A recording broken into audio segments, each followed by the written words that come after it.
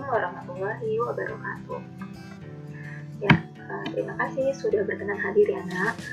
Hari ini Bu Atika akan menjelaskan materi terakhir di kelas 8, materi matematika bab 10, yaitu peluang. Sebelumnya siapa di sini yang sudah pernah mendengar kata peluang atau sudah pernah menggunakan kata peluang? Ya, pasti Bu Atika yakin semua familiar dengan kata ini. Betul? Oke.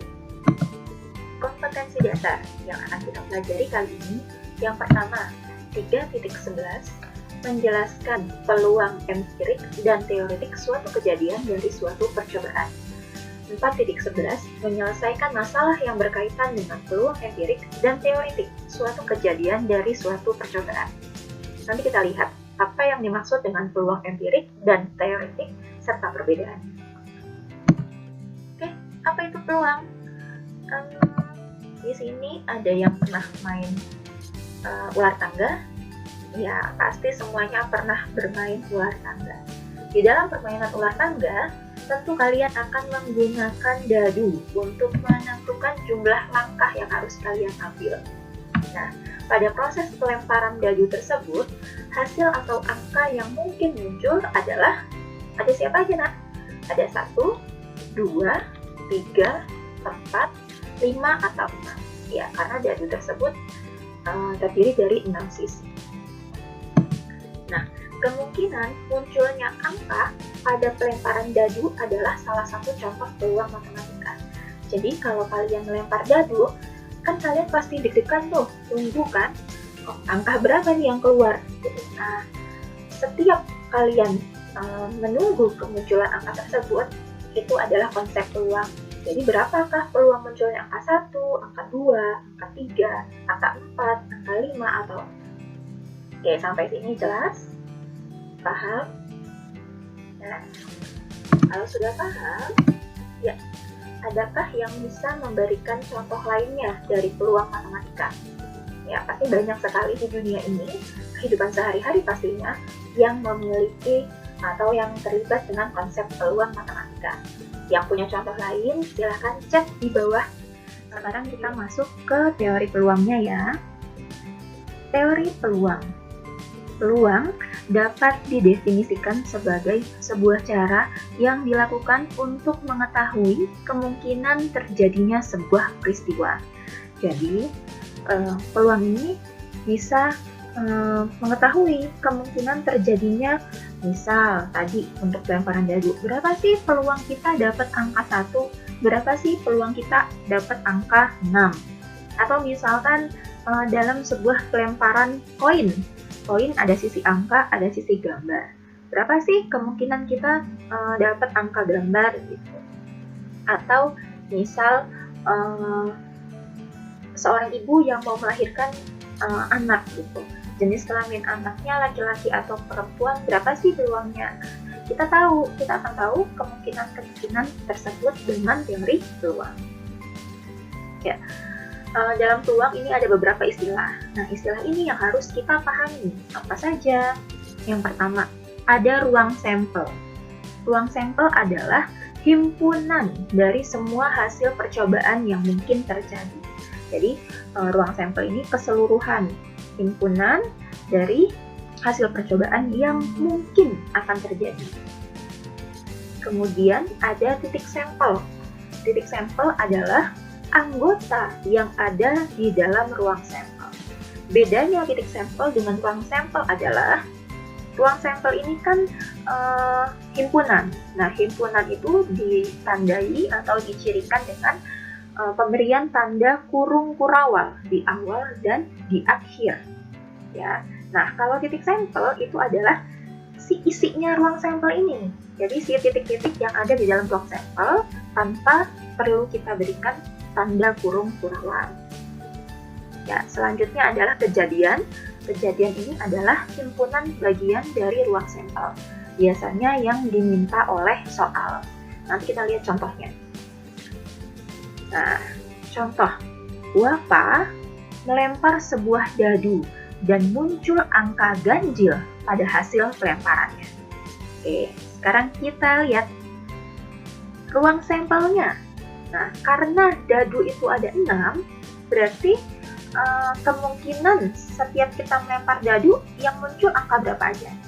Pasti ke 6 angka tersebut kan, ada angka 1, 2, 3, 4, 5, dan 6. Nah, saat disajikan sebagai ruang sampel, maka jangan lupa kita harus gunakan tanda kurung kurawal nih yang di ujung.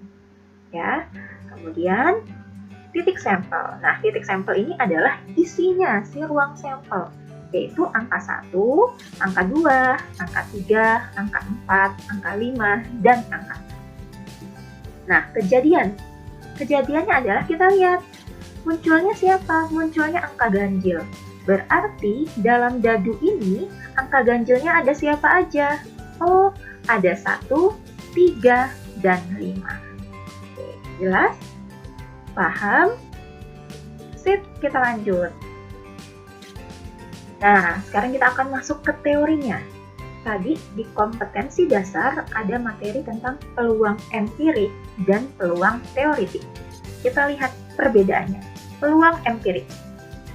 Nah, peluang empirik adalah rasio atau perbandingan nyata antara suatu kejadian dengan ruang sampel. Yang harus digarisbawahi adalah nyata. Jadi peluang empirik ini adalah suatu kejadian yang benar-benar terjadi, yang nyata dilakukan oleh seorang yang melakukan percobaan.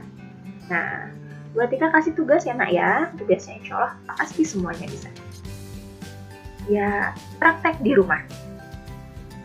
Lakukan 50 kali pelemparan pada uang logam. Ya, semuanya pasti punya uang logam kan? Boleh 500, boleh 1000, 200, atau nominal berapapun. Yang penting uang logam. Ada sisi angka dan sisi gambar.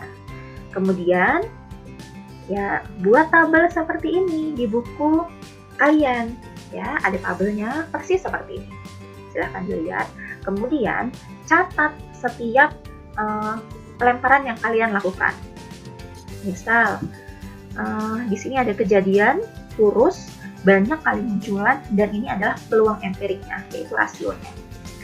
Misal pelemparan pertama kalian muncul sisi angka, oh berarti tulis nih di sisi angka turusnya 1 gitu kan. Kemudian pelemparan kedua ternyata muncul sisi gambar, oh berarti tandain turus di sisi gambar. Ada yang tahu turus nggak? Turus itu seperti kita mencatat menggunakan lidi. Jadi kita catat lidi 1, 2, 3, 4. Nah, lidi yang kelima itu miring. Gitu seterusnya. Pasti pernah lihat ya nak ya. Nah, kemudian jumlah sisi angka munculnya berapa kali, sisi gambar munculnya berapa kali. Ya, di sini total percobaannya pasti 50 karena kalian melakukan 50 kali pelemparan. Nah, rasio ini adalah sisi angka. Munculnya berapa kali? Berarti muncul sisi angka per total percobaan per 50. Kemudian rasio sisi gambar berarti banyak munculnya sisi gambar per 50. Oke. Setiap anak pasti mungkin memiliki jawaban yang berbeda-beda. Ya, karena kan kalian sendiri yang melakukan percobaan. Nggak masalah. Semua jawaban benar. Ya nak ya, karena ini adalah peluang empirik, yaitu perbandingan nyata yang dilakukan benar-benar oleh kita sendiri.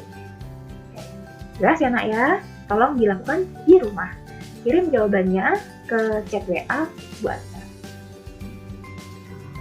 Oke, next. Nah, sekarang selanjutnya peluang teoritik. Ya, peluang teoritik adalah rasio atau perbandingan dari suatu kejadian dengan semua hasil yang mungkin atau ruang sampel. Jadi perbedaannya teoritik dengan empirik tadi. Kalau empirik itu kan melakukan praktek nyata. Nah, kalau teoritik ini berdasarkan hitungan idealnya gitu. Pakai rumusnya gimana sih gitu. Nah, kalau peluang teoritik ini jawaban setiap orang harus sama. karena dia ada teorinya, ada rumusnya. Lain halnya dengan peluang empirik yang tadi. Ya, misalkan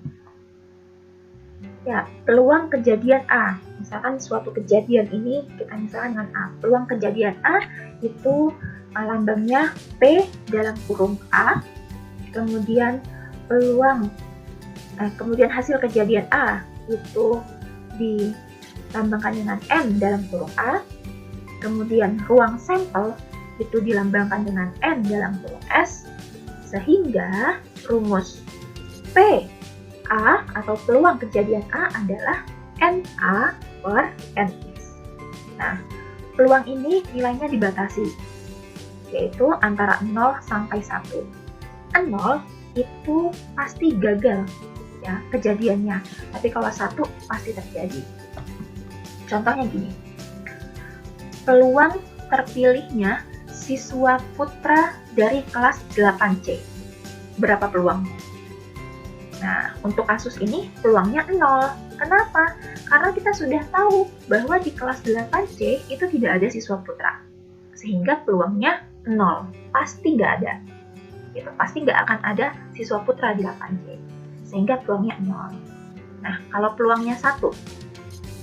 Contohnya, misalkan hari ini hari Jumat. Ya, hari ini hari Jumat. Berapa peluang ya bahwa besok itu adalah hari Sabtu? Nah, peluangnya adalah 1 karena pasti terjadi. Hari ini hari Jumat, besok pasti Sabtu. Nggak ada kemungkinan lain. Nggak mungkin besok langsung Minggu. Nah, gitu ya. Jadi 0 itu pasti gagal, 1 itu pasti terjadi. Oke, next. Contoh. Ya, buat kita masih pakai nama Wafa ya. Wafa melempar sebuah dadu 1 kali. Tentukan peluang munculnya angka ganjil pada pelemparan tersebut. Nah, sekarang kita sudah mulai menghitung peluangnya. Ya, jadi Wafa melempar sebuah dadu 1 kali. Tentukan peluang munculnya angka ganjil. Oke, kita lihat.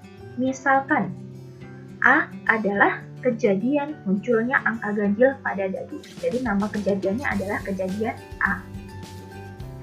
Nah, siapa aja A ini? Kita lihat angka ganjil. Oh, berarti ada angka 1, 3, dan 5. Ya, karena A-nya adalah 1, 3, dan 5, NA itu artinya banyaknya anggota A. Ada berapa banyak ini? Oh, ada 3. Berarti NA-nya 3. Kemudian S. S itu adalah ruang sampel. Semua hasil yang mungkin dari dadu. Ayo diingat lagi, dadu ini ada berapa matanya, sisinya. Ya, kita lihat, oh ada siapa aja, S-nya ada angka 1, 2, 3, 4, 5, dan 6. Sehingga diperoleh NS-nya adalah 6. Ya, kita lihat peluangnya. Peluang A itu sama dengan NA per NS. NA 3 per 6 disederhanakan menjadi 1/2. Jadi, peluang munculnya angka ganjil pada pelemparan tersebut adalah 1/2. Oke, jelas? Nah, boleh dilihat lagi, dicermati baik-baik ya nak ya.